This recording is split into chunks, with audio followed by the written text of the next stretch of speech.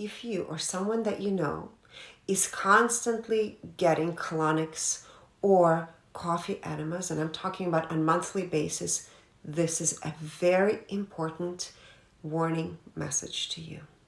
First of all, majority of our immune system resides in our digestive system. It resides in our colon. Perhaps you're one of those people that have been on antibiotics for years of your life.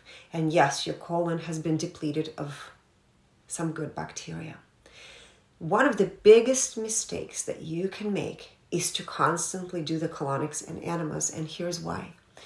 By eliminating not only the bed bugs, you're also contributing to completely wiping out the good bacteria in your gut, something like bifidobacter, lactobacillus, and so many different other varieties of the bacteria that resides in your colon.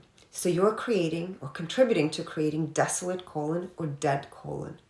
So keep in mind that whenever you're doing a colonics, the reason that you're feeling better or you're doing an enema is because your body is unable to fight the bad bacteria.